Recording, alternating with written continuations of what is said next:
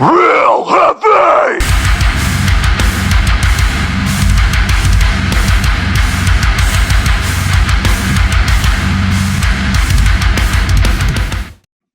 Okay, well, hi everyone. Welcome to episode 3 of Real Heavy Hardcore and Metal Podcast.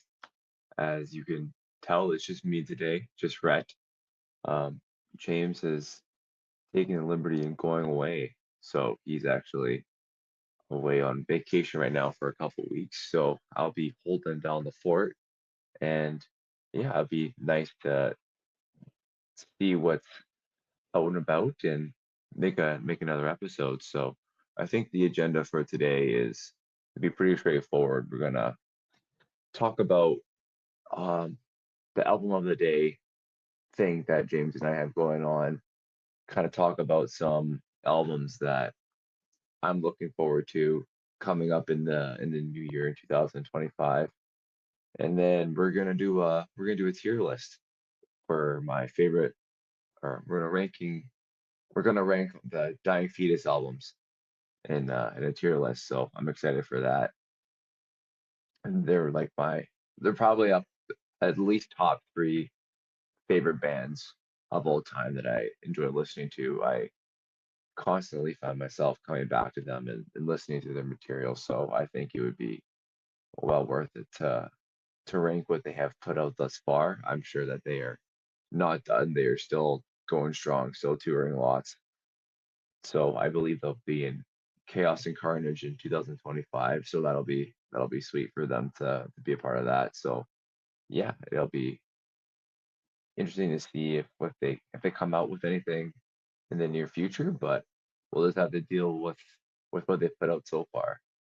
So um, talking about the album of the day thing that James and I have going on. So it's basically like a book club in the sense that each day we will recommend a album to recommend to each other. It doesn't matter. It could be any subgenre. Doesn't matter if we've listened to it before or not. And we just listen to it front to back, and we end up picking out our favorite song and doing it all over again. For us, it's pretty simple. We just have a shared notes app, and when we want to input our favorite song, we can see when someone edits it and adds in their favorite song. So it's pretty easy to keep tabs on. I believe that we just crossed the week 11 mark. And so far, it's super easy to come up with stuff. You can find recommendations from, like, we're a part of multiple Facebook groups that like to recommend some super underground albums and such. So that's really easy through YouTube videos and different artists that we watch. Uh, People always like to recommend what they're listening to. So sometimes we'll just listen to that. Maybe it's one that we haven't listened to in a while. Um, we'll recommend one. But in terms of coming up with albums to listen to, there's no shortage of it. I remember watching a needle drop video with Anthony Fantano not too long ago, and he was saying that there was one point in 2024 where there was more albums released in one day in 2024 than there were in some year in the 80s or something, which is ridiculous. But mind you, that's all cross genre and whatnot. But you got to think that the metal genre and subgenres as a whole has been be, becoming more mainstream as of recent, which is great for the community and great for the genres in general, which just emphasizes more artists going out and creating more material. So there'll never be a shortage of that. And then also going back and listening to some of the older bands and seeing where uh, bands get their inspiration from, then it's a lot easier to know where their style has come from, where their influences and such. You can do it even with past members. and kind of following their weaves and their webs and seeing where they've um, brought their influences together. And when you get these super groups that come together and they come from different styles and different backgrounds, and you know how their style is developed because of where they came from in the past. So that's how sometimes we also like to find albums is through either through inspiration or we're like, man, I really like Dying Fetus. And so then maybe one time we'll throw like a misery index suggestion out there because obviously the X bassist started misery index. So and then the styles are similar and you can see why they play the style that they do. So far it's been really fun. It's been really easy. If anyone has the opportunity or a group of buddies or whatever to do such a thing, I highly recommend it. It's lots of fun. And then even for us, I can't remember if we talked about this in one of the previous episodes, but we always had a difficult time either just picking out the singles or not or listening to the same music over and over again. You don't listen to a full album front to back. And there's starting to be more albums that they are being created so you can listen to the whole album in its entirety. And now that we're starting to build this habit of listening to full albums uh, at least once a day, I find myself now doing the same with other albums, whereas before I wouldn't have done that, or paying more attention to new albums and to it, starting at track one and letting it run. Um, I do notice it's a lot easier. Sometimes circumstances don't allow you to do it, but I find it easier if you can just allot 30 minutes, 40 minutes, whatever, if you're driving, if you're going to the gym, to just play the whole album right then and there, then it's done instead of breaking it up halfway through the day. Sometimes you start to invoke these feelings through the music itself and it puts you in different places and you envision different things and it transports you different places. It changes your mood and your mindset. So, but then if you quit halfway through, it kind of disrupts that. So that's why I like to listen to everything just front to back, find some time, and usually it works out. It works out pretty well. So it's been lots of fun. Um, I don't know what's going to happen after 365 days if we're going to keep this going or what's going to happen there. We'll just have to see what happens. But if you wanted to see what James and I are listening to, we always post what we listen to on our Instagram stories or our Facebook stories. Um, his account is James Washington Realtor on Instagram, and my Instagram account is just at Rhett Washington. It's just the same. So if you wanted to follow us and check our stories and maybe see if you can find any new material that you haven't listened to before, and you're like, man, that sounds pretty dope, then by all means give it a shot, follow along, see what you can discover. So I'll just give you a rundown of what we have been listening to as of late here. Let's grab the albums. So sorry, we just started week 13. That's how time goes by so fast now. It's crazy. So bands such as like yesterday we listened to Analepsy's 2015 release Dehumanization by Supremacy. Just a sick beat down caveman type um, slamming brutal death metal band. Um, the Zenith Passage with their 23 release for Dead Elysium. That one was very technical, very good.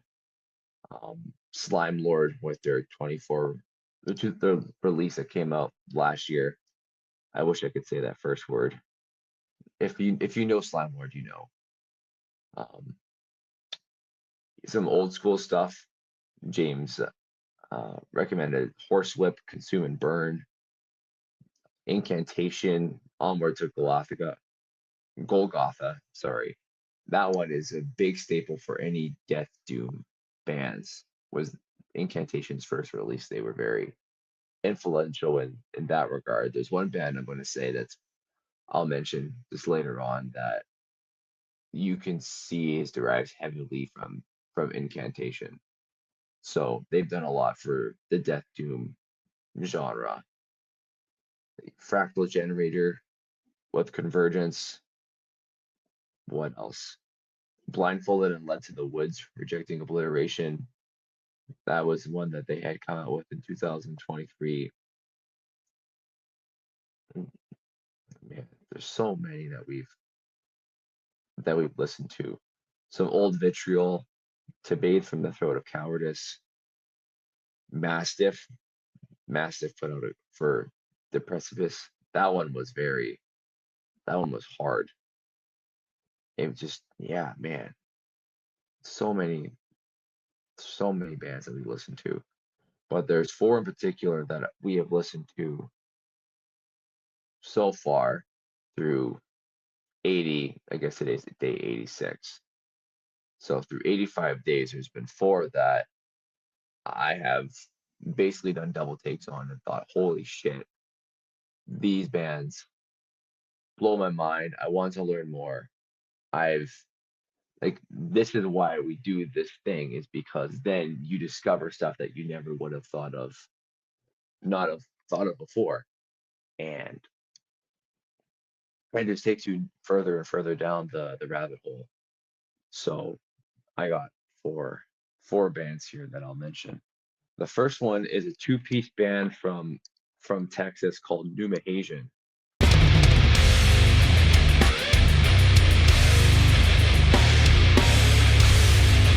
And the album that we listened to was called The Merge. It was a release that came out in 2022. They recently came out with one in 2024. I can't remember the name. Let's see if I can pull it up here. From Beyond. And man, I wish I had listened to that before we did our rankings of 2024 albums of the year because I would have 100% put that at least, oh, I'd say at least top 10. It's and it's very, very similar to what Demerge is. It's I would call it black and death metal. It's got some darker themes, but it's got some death doom elements. It's a little bit slower in some places, but it's just kind of imagine that you're like stomping through a forest and you're just taking these huge heavy steps, but it's not as if you're dragging your feet. You're moving at a pace. So it's not super fast, but it's not super slow. There's some points where you get to some tremolo picking and it speeds up a little bit, but it's not like a thrash level speed or anything like that. But it's flat out punishing, man. It's so good. Um, so yeah, after we had listened to Demerge for album of the day, I thought, holy shit, I gotta go back and listen to that one again. So I listened to that one. I think it was three times that one day. They're short albums, they're like 25 minutes long a piece. But listen to that one, listen to From Beyond, and then they came out with another one in 2020, Void Gazer. That one was, I wouldn't say it was as good. Demersion From Beyond are definitely better. The one thing I love about them is they have some nasty pinch harmonics in the middle of this hard beat down style of music. So it cuts through like a knife. It's fantastic. And it makes you want to have that stank face and it's pretty gross. So if you like that, I don't even know what it'd be similar to. I haven't listened to anything as of late that's similar to New Mahasian, but if you got a chance to check them out, then by all means do it. Because yeah, you'll have your sock blown off, that's for sure. Another band that I threw out here, um, it was the New Mahasian was James' recommendation. My recommendation that I threw out. Um, I don't know why I have not had discovered this band sooner, and it's Cytotoxin.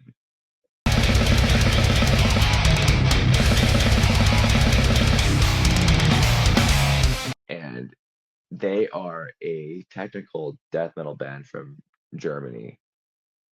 And I would say that they are very close to, if you ever listen to like the Quebec technical death metal band Beneath the Massacre, they're very similar to that in terms of their technical ability. But then the slower parts, I would almost relate them to.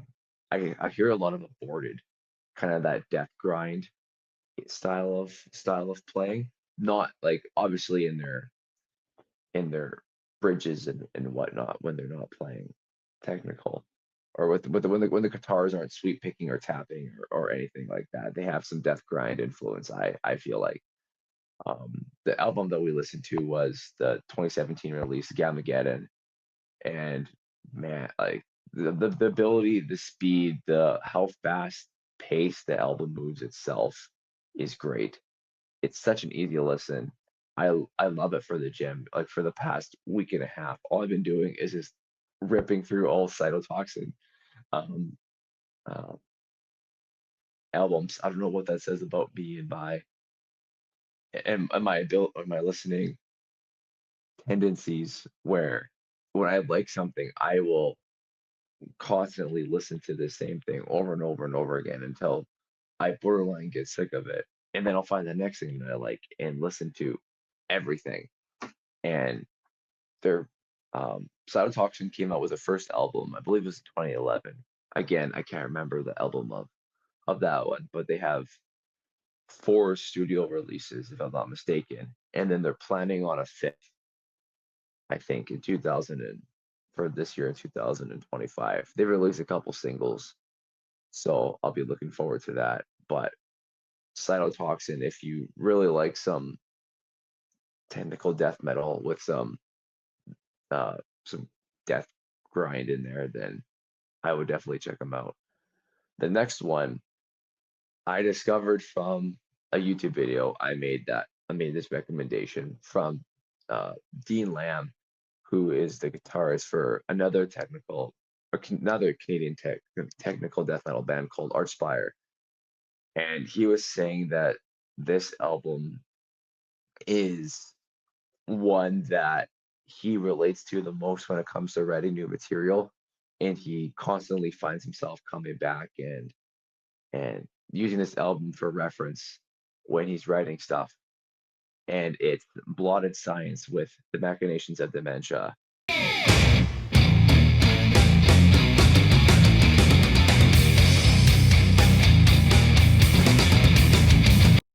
And again, this album is, first of all, incredibly complex. It's ridiculous how complex, how musically sound, how intricate this album is. And it's a full instrumental album. There's no vocals. There's no vocals at all. So the drummer I know is ex Necrophagist. The bassist is ex Cannibal Corpse. I forget who the guitarist is from.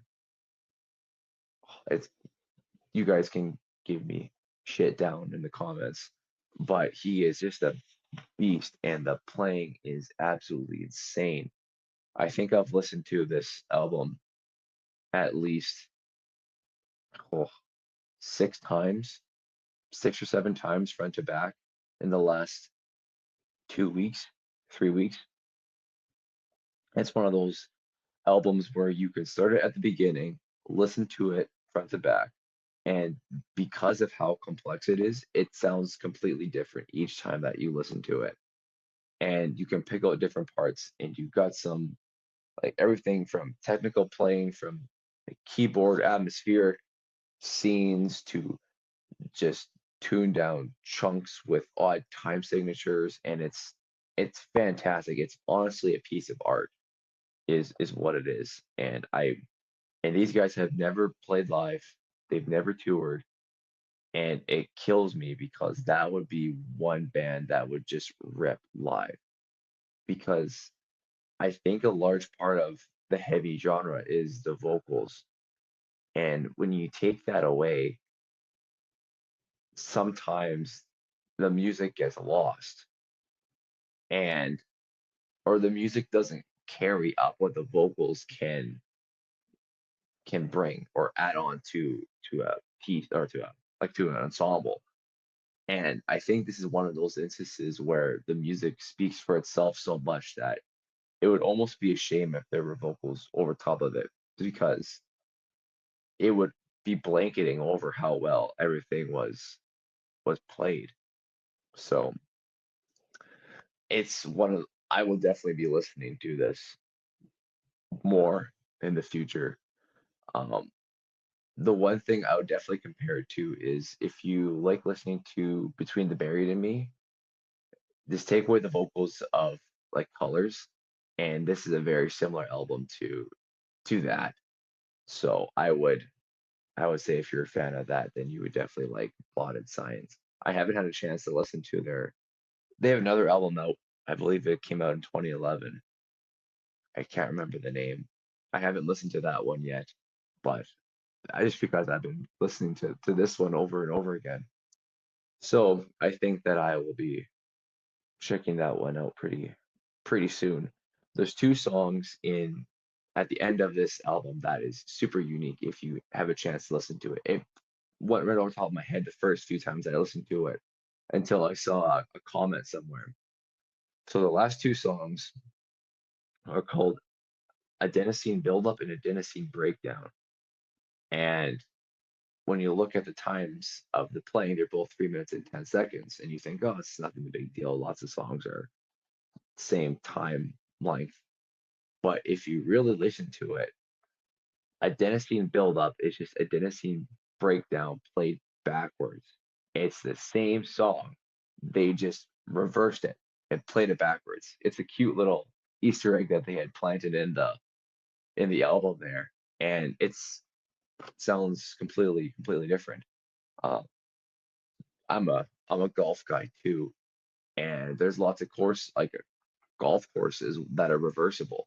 And to try and make a point here, where you could play the same golf course going one way, and then yet you change the tees the next day, and you tee off basically beside where the green was that you played the last day.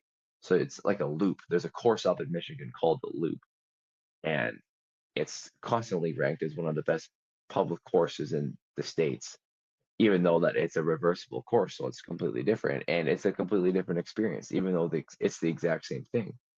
So it's a bit of a clever thing that they had added into the album. But yeah, as a whole, it was just a fantastic listen. Uh, the last one that I will mention is actually a new release, came out this year from a band called Gnostician, and they came out with a release called Unifaction as an Art.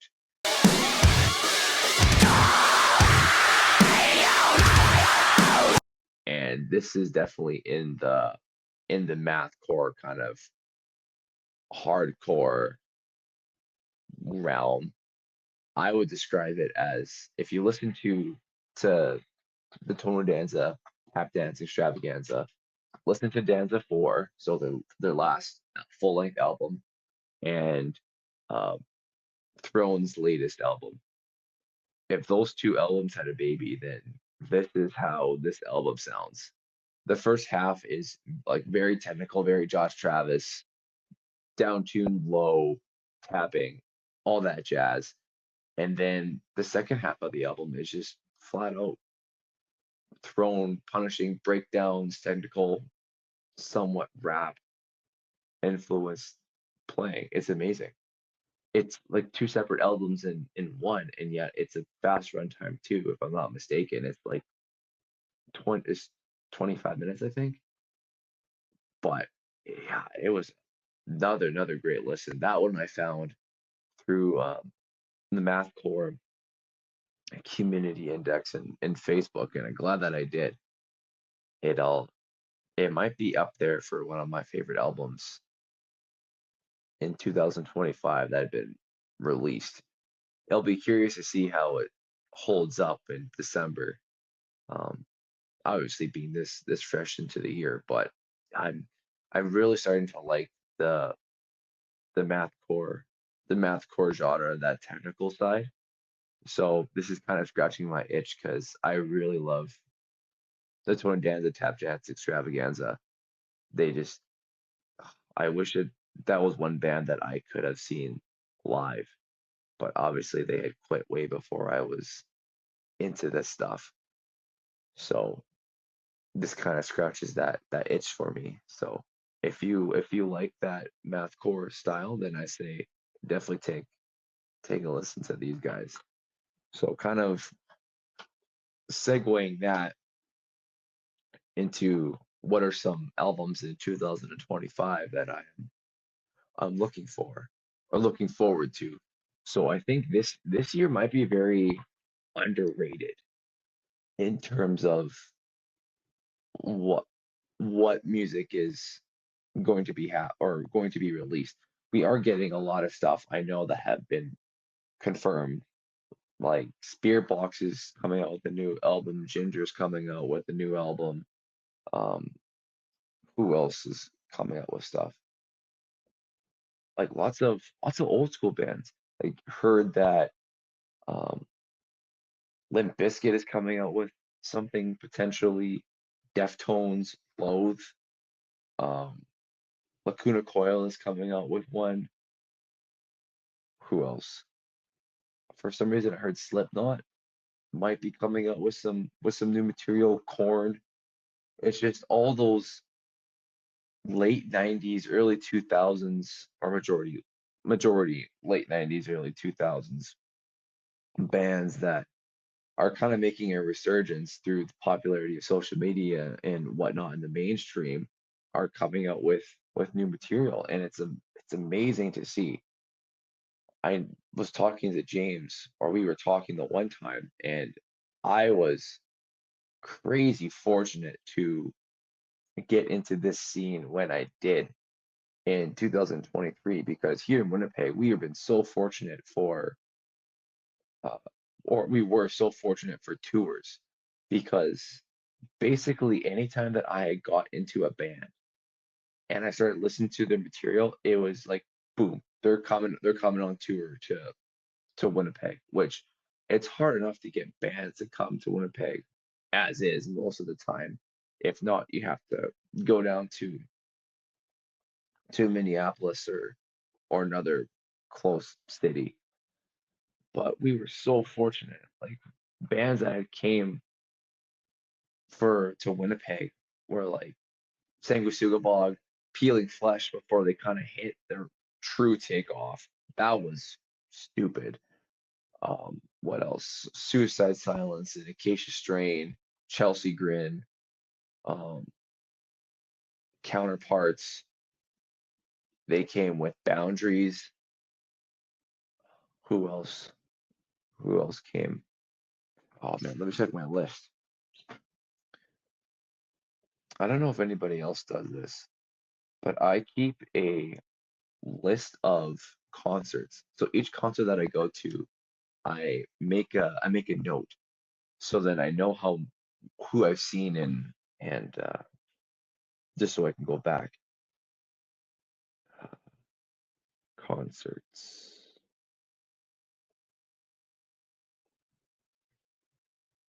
Oh, freaking Meshuggah.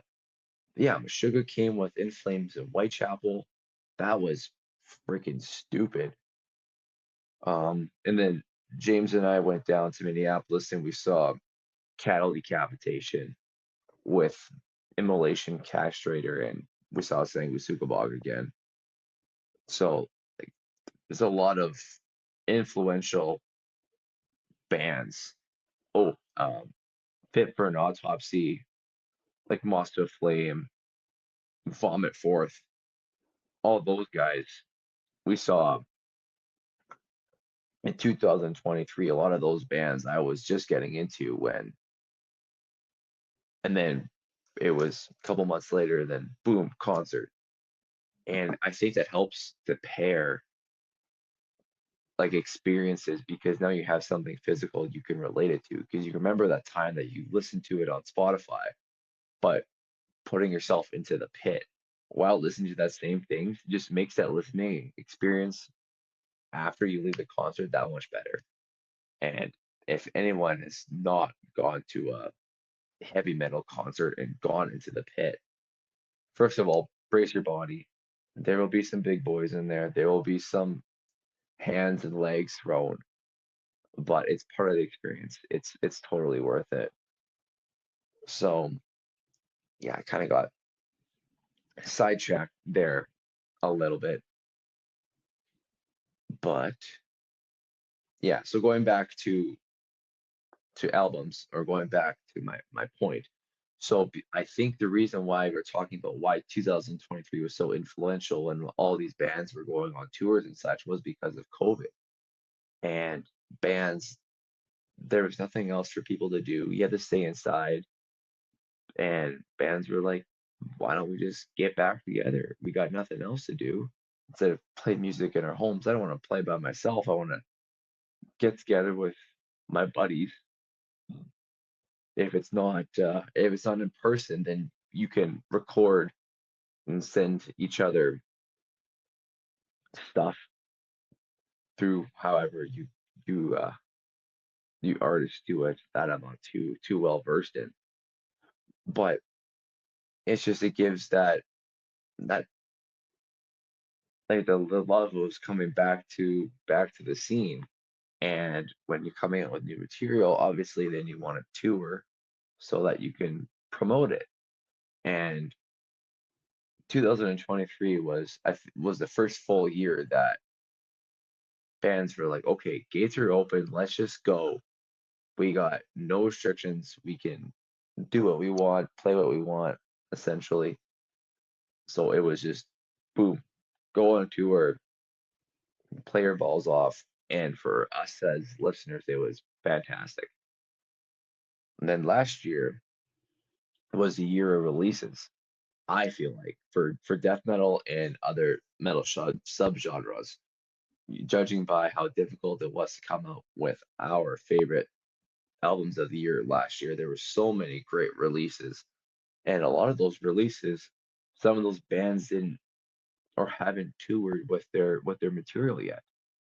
So I think this year in 2025 is going to be a accumulation of a bands touring from the 2024 releases, and B, it's going to be bands that saw the resurgence of some of these other bands taking the risks from going on tour, coming out with new music in COVID, realizing that there's some regained popularity into the scene and thinking, man, people still want to hear what we have to play and to hear. So they're going to be coming back with new material. So I think if I'm making a prediction here, 2025, 2026 might be two of the craziest years to date. So this 4, 5, 6 year, however long this phase goes for, this might be when we look back on it, might be considered the glory years of metal releases and metal being in the metal scene, like a resurgence in a sense. So that part I'm very excited for as a metalhead. And yeah, you the one thing is you never can shut your ears off to new music because I how I always listen to music is I think, man, I am listening to these many bands right now. When I look back 6 months, like 6 months in the future, when I look back onto now, there's gonna be so many bands that I discovered that I listened to that I think, holy shit, I love listening to these guys. But I never would have thought of listening to them because I haven't discovered them yet. And that might be the case. That might be the case this year. There might be one band that comes up with a release that is just that catalyst that once you listen to it, you get hooked, and then all of a sudden you want to rip through their catalog, and then you want to see who they've done features for or done split releases with, or the possibilities are endless. So it could be a very interesting year in that regard. And then going back to some of the releases, there have been obviously some bands that have given firm dates on when stuff is coming out, but that's, I would say, only I've only seen it really within the next 4 months. So basically until April, I've seen the latest for firm dates. Once we start getting a few months deeper into this year, then I'm sure we'll see some more. But there's three that I'm definitely looking forward to. One is obviously going back to the album of the day is, I believe, Cytotoxin will be releasing a new album sometime this year. This was because the two singles that they released, one was Hope Terminator. I can't remember what the one that they had just released. It was less than a week from when I'm recording this video. It's very, very fresh, but just a freaking punisher. And this will be their first full length since 2020. So kind of getting into the groove with them and seeing how they've been coming up in the scene has been fantastic. I just hope that they come somewhere near Winnipeg. Um, there's a festival in Winnipeg called the Manitoba Metal Fest, and I'm fingers crossed it'd be sweet if they came here. They did a tour in Canada uh, last year, but it was all in Ontario. There was like 6 Ontario dates. They headlined with Benighted, uh, Blindfolded, and Led to the Woods were supposed to come with, but they couldn't make it due to some visa issues. That's another band that I think will be releasing something this year, Blindfolded. But yeah, if Cytotoxin could come somewhere near Winnipeg, that'd be beauty. Um, Another one that I'm really looking forward to, and I know I'm not the only one, is Whitechapel is coming out with one on with March 7th. The old school deathcore side of me is really excited for this one. And a couple of days ago, they just came out with Hymns of Dissonance, so it'll be the title track of their new album. And I don't know what happened to Phil, but he sounds pissed off in the worst, well, no, in the good way. Like he sounds so pissed off. But this is like OG Whitechapel that these guys are sounding like. And I think they probably took their reviews to heart from Kin in 2021. How it was definitely more on the melodic side, which isn't on brand with Whitechapel at all. Um, for Phil, if well, first of all, his stature is he's not a big guy, but his voice is extremely powerful.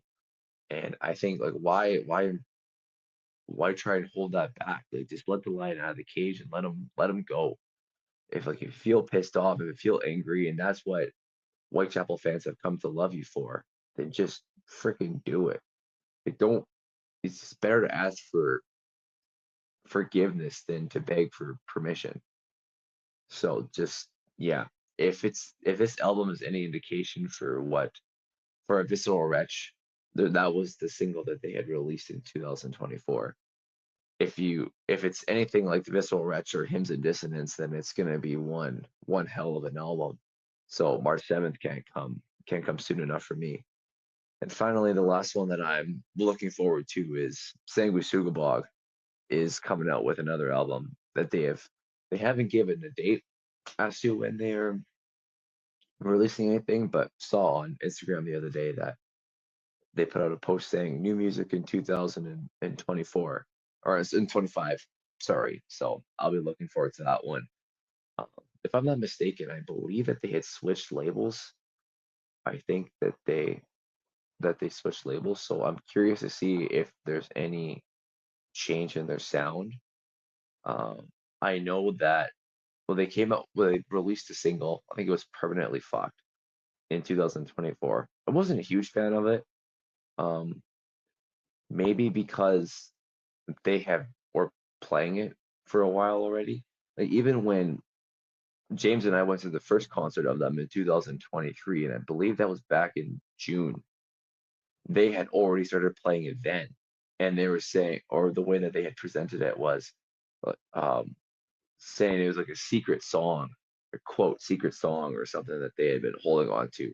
So it was one that they probably didn't, or they probably recorded for their release in 2023 for Homicidal Ecstasy, and it just never made it on the album. So then they were just wanting to release it as a single and bring it onto the release coming this year. So I'm curious to see how they go there. The one thing that I wouldn't say I'm worried about, but the one thing I'm definitely curious to see how they stick with their sound is they've always been good with keeping that underground feel in a sense. And with the trash can snare, the grimy guitars, and it feels gross. It feels like you got slime on your skin when you listen to it. It's just nasty. And they do that's another band that has some very tight pinch harmonics in guitar playing. And their EP, I think, is that came out in 21 was a great indicator of that. It's like almost borderline, what's the word I'm looking for? It's almost sludge. It's very sludgy. And I hope that they don't lose that touch because I think that's what makes them great, especially when there's been a lot of new quote old school death metal bands that have been coming to the scene as of late. I think that is one of the things that helps them stand out more in terms of diversification. And I wouldn't say like because I wouldn't say that they are what sets them apart is their technical ability or um their songwriting is obviously very vulgar, but I think that yeah, it's definitely their sound that is their greatest attribute. So I mean, then I like listening to them for that reason alone. Like I'm not expecting them to put out an album of the year type performance. It's just one of those bands where you think sometimes you need some dumb shit to listen to and like something where you can just like bang your head and you know what you're gonna get. And some of those, and I think that it's just sometimes those are the best albums to listen to. When you get to some of these albums, I even notice that are more technical. It's harder for me to listen to them because it takes more focus. I have to I can't be multitasking when I'm listening to these albums because it just takes too much brain power. So I think that if they stay in their lane and they keep their sound, that it'll be there's a good chance that it'll be one of my favorites in terms of the listening ability. Technically technically, we'll have to see where that puts them. But all in all, yeah, it should be interesting nonetheless. So now let's go to I think now is tier list time. Yeah, let's do it. So if anyone hasn't done these tier listings before, this is on a website called Tier Maker. Um, I know a lot of guys like Metal Trenches and a few others. They use this for their videos. It's very easy. Um, I know you can make your own as well, but that's not something that I have done. So this one I just had found. I just typed in Dying Fetus albums, and then yeah, this one came up. So we might as well get started. So this one, the only difference is this one has their EP Grotesque Impalement that came out in 2000 is in here as well. So I'll include it, but everything from putrefaction through violence all the way through make them beg for death. So and everything in between. So let's start with their first release, Pure Pure Fiction. through violence, right? Yeah, purification through violence.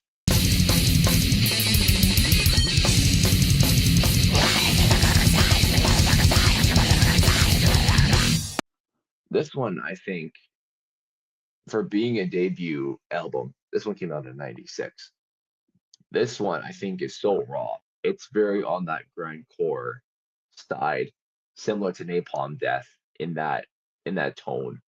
I wouldn't say in its chaotic ability is it similar to Napalm Death, but in terms of the tone, it's very, very similar. And production wise, it holds up very, very well. Um, there's not a lot of standouts, I would say, in terms of uh, singles, but it's just all in all, I enjoy listening to it. And that's how I'm gonna be ranking these albums. I'm gonna be ranking them based on how much I enjoy listening to them and how often or how often would I come back to revisit these albums because I listen to these albums a lot. So you can definitely see where they're coming with in terms of their technical ability and their sound. But all in all, it's a great start. So I'm gonna put this in B tier. So their next album is Killing on Adrenaline. That one came out in 1998.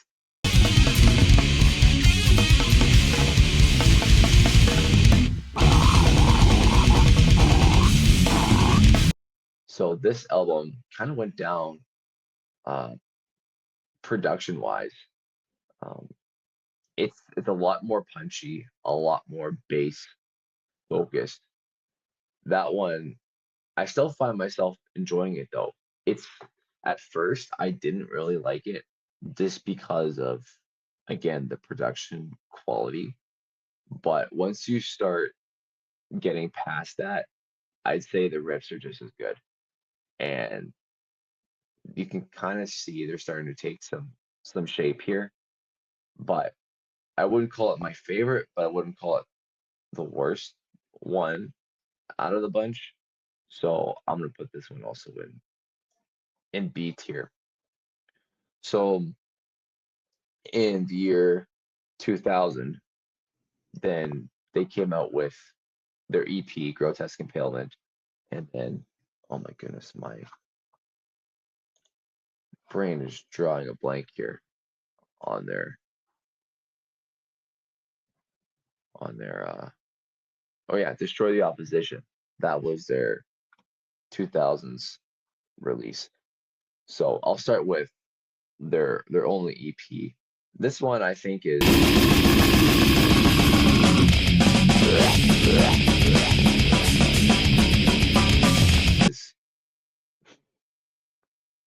I don't mind it. I do like the title track. Uh, there's another song in here. Oh my goodness.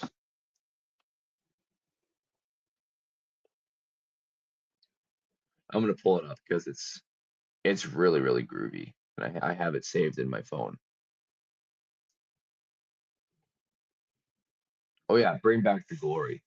That one's got a good riff to it. Um, then they got a prelude in there. Not crazy about that.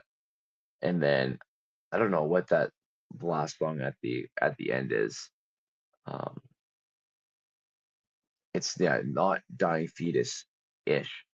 It's a lot more upbeat, which is really unlike them.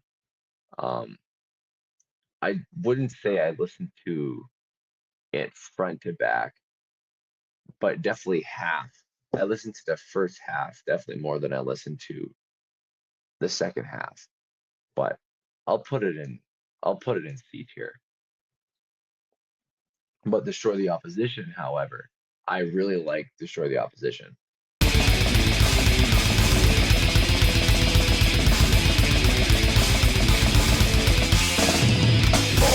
Um, what do you got?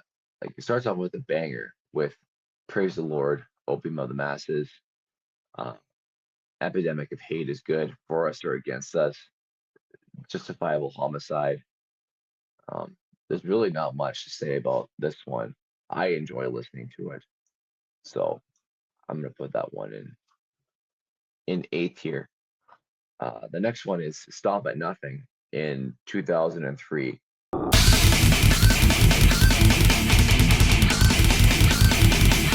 This one I think is more raw.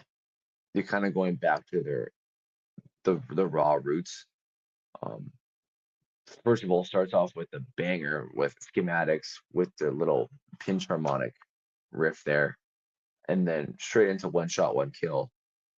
So the one thing that's nice about all these Dying Fetus albums that there's no slow parts. You're not going to be talking to somebody and saying, "Man, I really like that instrumental Dying Fetus song," or "I really like that Dying Fetus ballad." There's nothing like that. Um, it is the one thing that's also nice about most of these albums is they do have tighter run times as well. They're kind of around that 30-35 minutes for most of it. So Stop at Nothing, yeah, 35 minutes. I'm gonna put this one in. I don't find myself coming to it as often as some of these other ones, but I'll put it at high. I'll put it in high B tier. So the next one is War of Attrition that came out in 2007.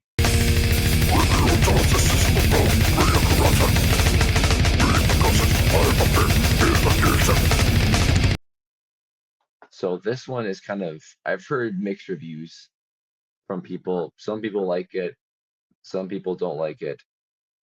I find myself, it's, I'd say it's middle of the pack for me, how often I would come back to it. Uh, the nice thing is, the reason why I like it so much is because they played a lot of these songs or Dying Fetus played a lot of these songs off of this album when they came to Metal Fest in 2024. Like Homicidal Retribution, they played Fate of the Condemned, which were the first two songs on that album. Um, that one is a bit. It's not as raw. They kind of start getting to more of a polished sound there. Um, but I would listen to this one more than I was Stop at Nothing. But I do find myself listening to it less than Purification Through Violence. So I'll put it in B tier, but between the two. And then the next one is Descend into Depravity. That came out in 2009.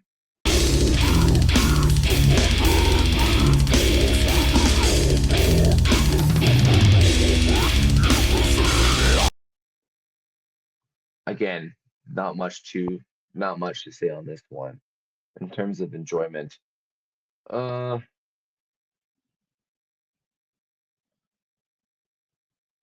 I definitely listen to it more than I listen to War of Attrition because I really like Shepherd's Commandments.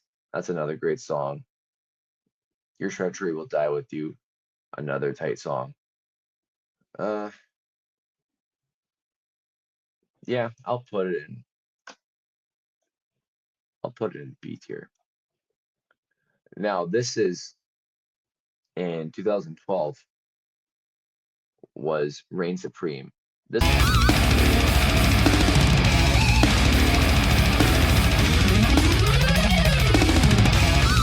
one, automatic S tier. This is by far their best album, and it's not even close. Like every song on this album, I would argue could be a single in within itself. I know it's probably pretty common that this is one of their one of their most popular albums, but it's polished. Each song is unique on its own. It goes by super fast.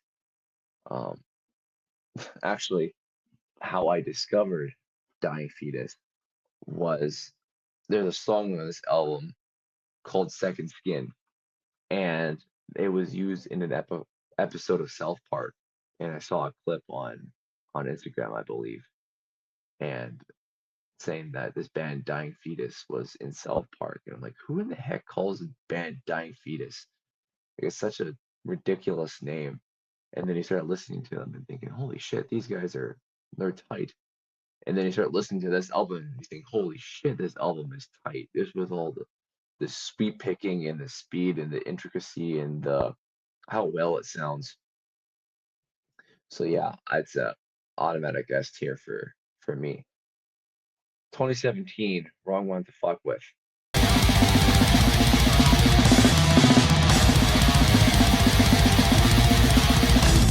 So you what? Actually, I'm gonna change my score here.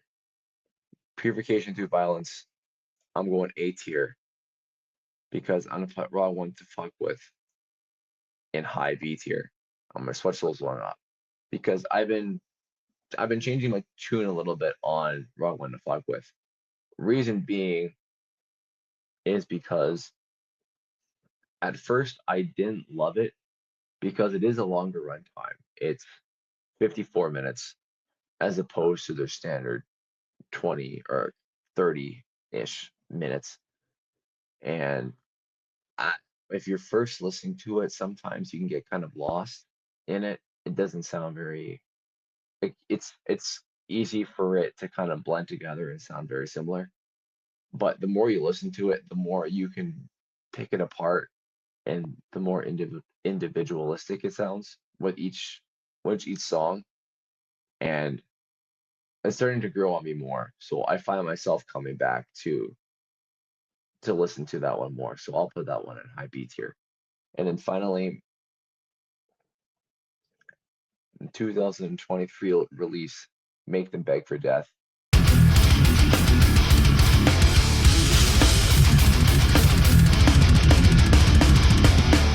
Uh, what do I want to put this one in?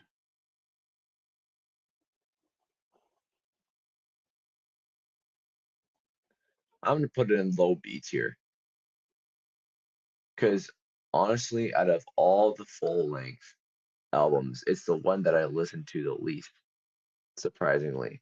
And it's not I don't think it's a bad album. I just think it's a little bit off from what they normally sound like. I